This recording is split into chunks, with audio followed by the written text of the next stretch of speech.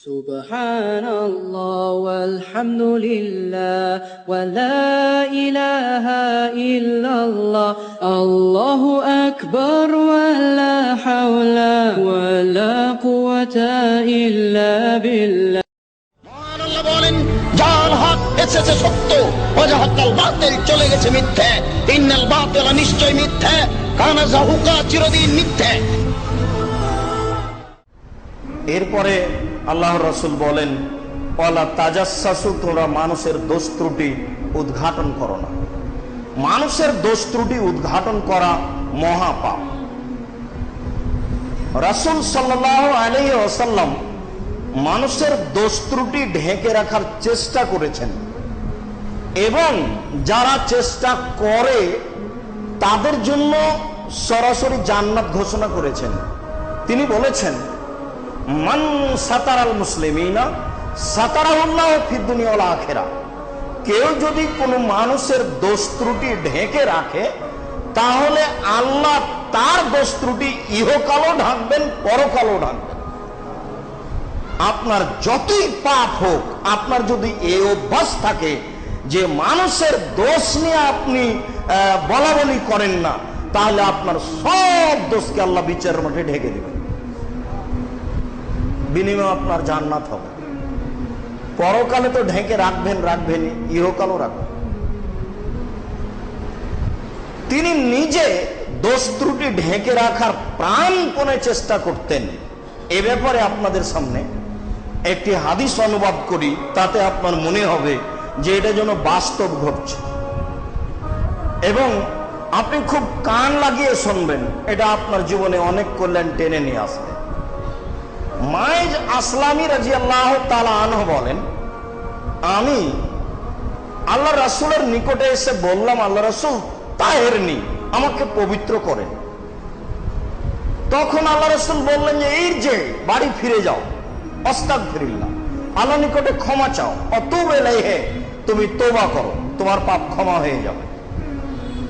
লোকটি চলে গেল। একটু গিয়ে আবার ফিরে এসে বলছে, আল্লাহ রাসূল তাহেরনি, আমাকে পবিত্র করুন।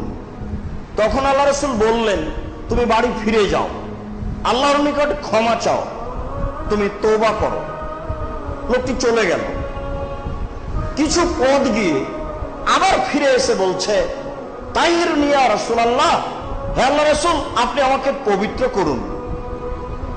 তখন আল্লাহ রাসূল বললেন, ইরজে, তুমি বাড়ি ফিরে যাও, আস্তাগফিরুল্লাহ, আল্লাহর নিকটে ক্ষমা চাও, অতুব ইলাইহি, তুমি তার নিকটে তওবা করো। লোকটি চলে গেল। একটু গিয়ে আবার ফিরে এসে বলছে, আল্লাহ রাসূল, আমাকে পবিত্র করুন। তখন আল্লাহ রাসূল বলছেন, আবেহি জনন, লোকটি কি পাগল? আরে আমি বলছি তুমি চলে যাও, ক্ষমা চাও, তওবা করো। আমি বলছি চলে যাও, ও বারবার ফিরে এসে বলছে আমাকে পবিত্র করুন। তাহলে কি ও পাগল, আমার কথা বুঝে না? সাহাবীগণ বললেন, লাইসা বিমাজনুন, জি না, ও পাগল নয়, ও ভালো মানুষ, আমরা তাকে জানি বুঝি।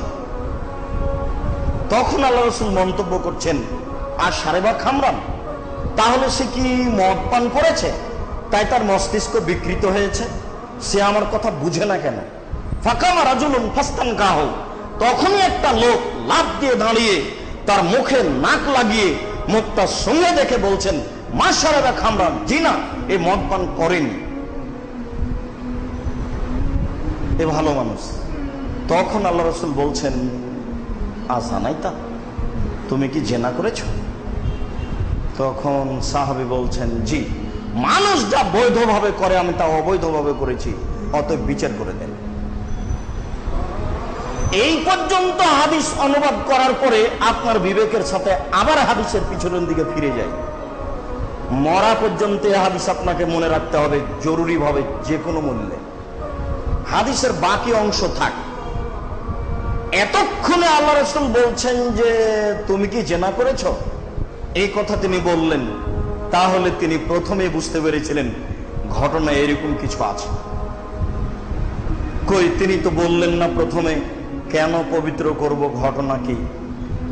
প্রথমবার বললেন না, দ্বিতীয়বার বললেন না, তৃতীয়বার বললেন না, চতুর্থবার বললেন না, চতুর্থবারে ফিরে এসে না বলে বলছেন যে সে কি পাগল? এখনো তো আল্লাহ রাসূল বলতে পারেন যে ঘটনা কি। চতুর্থবারে না বলে বলছেন যে লোকটা কি মদ পান করেছে। তার মানে আল্লাহ রাসূল এখনো বলছেন যে আমি তোমার ঘটনাটি জানতে চাচ্ছি না, তুমি ফিরে যাও। তোমার কি হয়েছে এ বিষয়ে আমি তোমার কাছে জানতে চাইনি, আমি যা বলছি তা তুমি গ্রহণ করো। কিন্তু ব্যক্তি গ্রহণ করলেন না। শেষ পর্যন্ত যা হওয়ার তাই হলো, বিচার হলো। বিবাহিত ছিল। ঘটনা কি?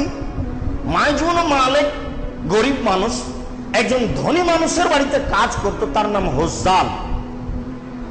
হোজ্জালের স্ত্রীর সাথে মাইজুন মালিক অশ্লীল কাজে জড়িয়ে পড়ে। কথাটি মালিক জানতে পারেন।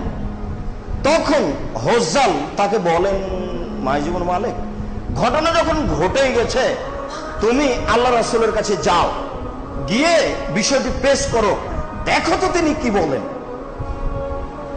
মালিকের পরামর্শে মাইজুন মালিক রাসূলের কাছে এসে কথা প্রকাশ করলেন। শেষ পর্যন্ত যা হওয়ার তাই হলো। আল্লাহ রাসূল প্রাণপণে চেষ্টা করলেন তার দোষ ঢেকে রাখার, কিন্তু তা শেষ পর্যন্ত হলো না। তার পিড়াপিড়ির কারণে বিচার হলোই। কোন একদিন আল্লাহ রাসূল রাস্তায় হাঁটছেন আর হোজ্জাল রাস্তা দিয়ে আসছেন, মুখামুখি দেখা। অনেকদিন পরে মুখামুখি দেখা হলে আল্লাহ রাসূল বলছেন, হোজ্জাল লাউ শাকারতা খাবারা মাইজুন মালিক বিসাবাত লাকুনতা খায়রান কাসীর। হোজ্জাল, তুমি যদি মাইজুন মালিকের বিষয়টি তোমার কাপড়ে ঢেকে রাখতে তাহলে কত ভালো হতো। তোমাকে আমি কি দিয়ে বুঝাই, কত ভালো হতো এটা হিসাব করা যাবে না। ওখানে একটা ইসিম তাবজিল শব্দ ব্যবহার করা হয়েছে যা সবাইকে বোঝানো যাবে না। কত ভালো হতো তাই হিসাব করা যাবে না, বেহিসাব ভালো হতো। তুমি যে কেন আমার কাছে পাঠালে, আমার কাছে কোনো কথা প্রকাশ হলে বিচার হয়, তবে আমি চেষ্টা করেছি, শেষ পর্যন্ত হয়নি। তুমি কেন পাঠালে? ওহ, তুমি যদি না পাঠিয়ে তার ঘটনাটা লুকিয়ে রাখতে তাহলে যে কত ভালো হতো। কি দিয়ে আপনাকে আমি এ হাদিস বুঝাই, বাঙালিদের চাল চলনের সাথে আচরণের সাথে এ হাদিসের কোনো মিলই নেই। বাঙালি এত নিম্ন শ্রেণীর প্রায় মানুষ, আজ থেকে 40 বছর পূর্বে কি হয়েছে সেটাও পেপার পত্রিকাতে বের করে বিচার করতে চায়। আর রাস্তাঘাটও তো আছেই। আপনার যে একটা ঘটনা ঘটেছে আরেকজনের কাছে বলতে পারলে খুশি হয়, এই তো চরিত্র, তাহাজ্জুদ পড়ে জান্নাত কিনবো মনে করছেন। জি না, বহু দূরে, জান্নাত বহু দূরে। জাহান্নাম সহজ, জান্নাত সহজ নয়, জান্নাত খুব কঠিন ব্যাপার। লা ইলাহা ইল্লাল্লাহ মুহাম্মাদুর রাসূলুল্লাহ আলাইহি সালাতুল্লাহ ওয়া আলিহি ওয়াল আহিব